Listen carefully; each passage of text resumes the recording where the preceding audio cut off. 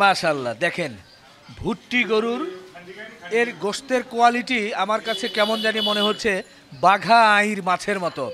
পরতে পরতে একটা কিন্তু চর্বির লেয়ার আছে, বা রেওয়াত যেটা বলে সেটা লেয়ার আছে।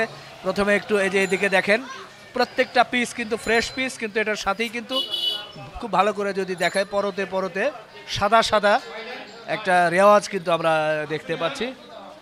এই যে প্রতিটা পিস কিন্তু দেখা যাচ্ছে, দেখে কিন্তু খুব ভালো লাগছে। বন্ধুরা, চলে এসেছি রাজধানীর পুরান ঢাকার বংশাল কসাইটুলি এলাকায় নয়ন ভাইয়ের মাংসের দোকানে। আজ শুক্রবার ৫ ডিসেম্বর ২০২৫। এরই মধ্যে আপনারা জানেন যে আমরা ৩টি ভুট্টি গরু কিন্তু আপনাদেরকে দেখিয়েছিলাম, যেগুলো মাঠের ভেতরে তিরিং বিরিং করছিল, এবং এই ভিডিওটা দেখে বাচ্চারা প্রচুর মজা পেয়েছে। তারা খুব খুশি হয়েছে। এই ভুট্টি গরু এদিক সেদিক যাচ্ছে, পড়ে যাচ্ছে। ইভেন আমার দুটো বাচ্চা তারা দেখে হাসতে হাসতে লাস্টে বলে, বাবা ভুট্টি গরুর কিন্তু গোশত নিয়ে আসতেই হবে, ওটা মনে হয় পেটের ভেতরেও নড়বে না। আমার ছোট ছেলে বলেছে ওটা খাবার পরে পেটের ভিতরেও নড়বে। তাই বললাম, না রে বাবা, এরকম কথা বলছো। তো যাই হোক, এই জন্য নয়ন ভাইয়ের এখানে চলে এলাম, মূলত ভুট্টি গরুর একটু গোশত নিব, পাশাপাশি এখানকার চিত্র একটু তুলে তো ধরতেই হবে। ভাই আসসালামু আলাইকুম। নয়ন ভাই। সালাম ভাই, ভালো আছেন? জি, কেমন আছেন আপনি? আলহামদুলিল্লাহ ভাই। যদি ভুট্টি করে না কাটতাম, ভুট্টি করে কি চাহিদাটা বুঝে দিতাম না আপনার ভাই। আচ্ছা। এক ভুট্টি করে কাটা হয়েছে মাত্র, হ্যাঁ, মানে আপনার আবার 10 মিনিট আগে জব হয়েছে। এখন তো নামাজের সময়, সব নামাজ শেষের পর বিক্রি হয়ে যাবো। ওই যে ভিতরে যদি মাংস সব বিক্রি করা, আচ্ছা রান একটা বিক্রি করা, আচ্ছা এখানে প্রায় মাংস শেষ। আচ্ছা। তো মানে নামাজের পাকে ঝাপ করলে শেষ। মানে কয়টা জবাই করলেন? তিনটে জব হয়ে গেছে। তিনটাই শেষ? তিনটাই শেষ ভাই। ও আচ্ছা, সবগুলো পায়ে আছে এখানে কিন্তু, আর তিনটার মাংসই এখানে। শুধু এটা যদি আগে আগে জব করতাম তো আপনি মাংস আর ভিডিও করতে পারতেন না, মাংস শেষ হয়ে যেত ভাই। আচ্ছা, যদি জব করে তো মাংস শেষ হইতো। তো এখানে তো শুধু ভুট্টি, আপনার গরুর গোশত কই? এই সামনে গরু গোশত দোকান আছে, 12টা গরু জব হয়েছে ভাই। 12টা? মাশাআল্লাহ, অনেক গরু বেঁচে কিনেছে আজকে। এবং আজকে আলাদা করেছেন? জি জি, যে ভুট্টি আলাদা, গরু আলাদা। গরু আলাদা। এটা কিন্তু ভালো হয়েছে যে ভুট্টি এবং গরুর আলাদা হয়েছে। তো যাই হোক, আমি একটু মাংস নিতে চাই। বাহ, চলছে কাটাকাটি, একেবারে পরতে পরতে চর্বি কিন্তু আপনারা দেখেন। অনেকেই হয়তো বা বলবেন যে এত চর্বি কেন, আসলে কিছু করার নেই, এটা তো ভুট্টি গরু, যেটা বাস্তবতা সেটাই আপনারা দেখেন। একবার কাছে থেকে দেখার চেষ্টা করছি। বাহ, ভাই কিন্তু সুন্দর করে কাটছে। এটা হচ্ছে যে পুটের কিছু অংশ মিক্স করে নিচ্ছি। আমার আবার মিক্স গোশত পছন্দ, বলেছি যে ভাই মিক্স গোশত দিয়ে। তবে গোশতের কালার ওদিকে যা রাখছে, আমি কাটা হোক তারপর অবশ্য বলতে পারবো যে দেখেন কীরকম।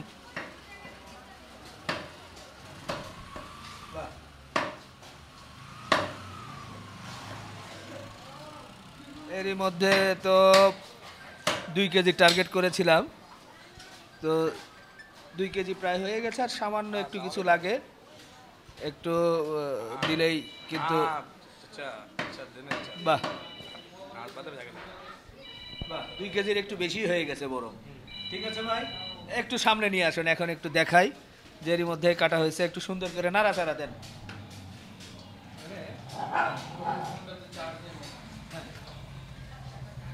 আমি দেখেন, আমি একটু দেখাতেই চাই যে আপনারা বলবেন যে ভাই সাদা কেন, কিন্তু এগুলো কিন্তু আমি যতটুকু যেহেতু চোখের সামনে নিলাম, এ ভাই রেওয়াজ টাইপের গোশত সব। ভুট্টি মানে এরকম, যেটা এবার বুঝলাম, আমি নিজেও এতটা কিন্তু জানতাম না। আপনাদেরও হয়তো বা অনেকে নিয়ে এরকম বলতে পারেন যে ভাই গোশত এরকম কেন, কিন্তু ভুট্টি এটা বৈশিষ্ট্য যতটা বুঝলাম আর কি। ভাই, এই যে ভুট্টির গোশত নিলেন, কেমন মনে হচ্ছে? না, আলহামদুলিল্লাহ, দেখতে খুব ভালো দেখা যাচ্ছে, এই জন্যই নিচ্ছি। আর মূলত আমি আসছিলাম গরুর গোশত নেওয়ার জন্য, তো এই গোশতটা দেখে অনেক ভালো লাগছে, তাই এটা নিয়ে যাচ্ছি আজকে। এর মধ্যেই কিন্তু মাংস কাটাকাটি হয়ে গেছে, আমার মাংসটা রেডি হয়ে গেছে নাকি ভাই? হ্যাঁ, আচ্ছা। তবে এর মধ্যে একটু বলতে চাই যে মাংস তো আমারটা নিতেই হচ্ছে, নয়ন ভাই আছে, একটু পায়ে এগুলো উঁচু করে ধরবেন, আমরা একটু কয়েকটা পায়ে আমারও হাতে দেন, জাস্ট দেখাই এগুলো। ও রে ভাই রে, সবগুলো আপনি ধরেছেন? এ 3 গরুর 12টা পায়ে একবারে ধরলেন। এটা ছাগলের পাওয়ার মতো ভাই, ছাগলের পায়ের মতো। এগুলো কত করে কি ভাবে বিক্রি বা কোনো দরদাম হয়েছে? এটা আমাদের বাসায় নিয়ে নেবো আমরা ভাই, নিজেরাই? জি খাবো ভাই। এটা দিয়ে মনে হচ্ছে যে একটা পয়েন্ট লেখান যাবে মানে রুটির সাথে। জি জি, একটাই একটাই একজন খাওয়া যাবে ভাই।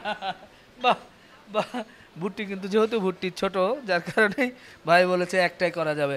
আর এই যে দেখছি যে কলিজা, জি ভাই, কলিজা, ফ্যাপসা, এটা মাত্র জব হয়েছে তো ভাই। আজানের পর দেখবেন আমাদের এখানে আজানের পর নামাজের পর বেচা এটার কোনো দাম ঠিক করেছেন? জি ভাই।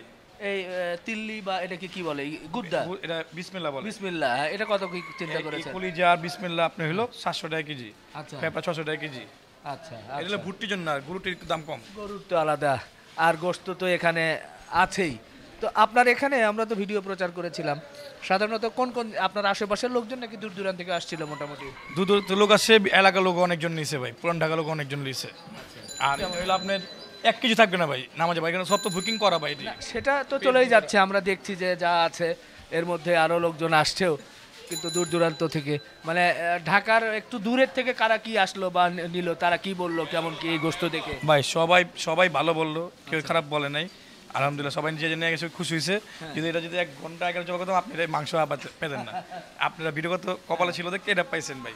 তো ভুট্টি তো আজকে শেষ হয়ে গেল, এর পরবর্তীতে আর আকর্ষণ কি কি থাকতে পারে? ভাই যেটা আকর্ষণ ছিল ভাই সবই জমা করলাম, বলে সব শেষ? সব শেষ।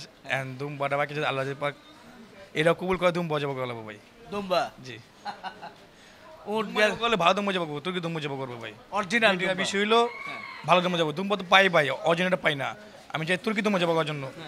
তুর্কি দুম্বা, অরিজিনাল দুম্বা হলে ভাই দাম বেশি। আমরা তো বিভিন্ন দুম্বার খামারের ভিডিও করি, সেখানে যে দরদাম বলে তাতে অনেক পড়ে যায়। দাম বেশি হলেও সমস্যা নাই, ক্রস হলে বাংলাদেশের মানুষ খেতে পারে ভাই, খেতে পারে।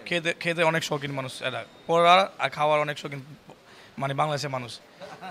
না সেটাই, যেখানে উটের গোশত এভাবে নিল সেখানে তো এগুলো নিতেই পারে মনে হয় মানুষ। জি ভাই জি।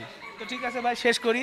আজকে বললাম আমার বাচ্চারা মূলত বলেছিল যে ওই গরু দেখে, ওদের লাফালাফি দেখে আমার ছোট ছেলে বলছে যে বাবা ওই ভুট্টি গরুর গোশত খাইতে হবে, তাহলে পেটের মধ্যেও নড়বে। ভুট্টি ভাই যে লাফালাফি যে ফালাফালি করে ভাই, তো ওই জন্য তো আমার গোশত কি হয়ে গেছে ভাই, এই যে দেন, এর মধ্যে কিন্তু আমার গোশত রেডি হয়ে গেছে। আমি একটু গোশত নেওয়ার জন্য আজকে নয়ন ভাইয়ের এখানে এলাম। আর ভুট্টির যেহেতু আমিও এর আগে খাই নাই, আবারও বলি ভুট্টির কিন্তু আমি যেটা দেখলাম মাংসের পরতে পরতে এক ধরনের রেওয়াজ, বা আপনার ভাষায় বা আমরা সাধারণভাবে যেটাকে চর্বিও বলতে পারি, কিন্তু এটা গোশতের সাথে কিন্তু লাগানো, গোশতের কিছু অংশ এরপরে আবার সাদা, দেখতে তো পুরোটাই সাদার মতো। তবে দেখা যাক রান্না করে খাওয়ার পরে কেমন লাগে, আশা করা যায় ভালোই হবে। এক এক গরুর তো এক এক ধরনের বৈশিষ্ট্য, মহিষের একরকম, গরু একরকম, উটের একরকম, গয়াল গরু সেগুলোর আর একরকম। তো তারপরে নয়ন ভাইয়ের আজকে ভুট্টির দোকান আলাদা এবং এখানে বিক্রি করলো, সাধারণ মানুষ এই পুরান ঢাকায় ভুট্টির গরু নিতে পারলো আর কি। আকর্ষণ কোনো কিছু জবা করলে এই দোকান জবা করবো ভাই আলাদা। আর শনিবার তো আমাদের দোকান চালু হয়ে গেছে ভাই, আলহামদুলিল্লাহ দোকান চালু শনিবার থেকে, কালকে চালু। আর এটার মধ্যে মহিষ কাটে এখানে কাটবো ভাই, তো ঠিক, কোনো ঝামেলা আর না হয় এজন্য। আচ্ছা আচ্ছা ঠিক আছে দর্শক, আপনারা যারা সংগ্রহ করতে চান তারা আসতেই পারেন, আমিও নিলাম। ইনশাল্লাহ শেষ করি, আবার দেখা হবে। আল্লাহ হাফেজ।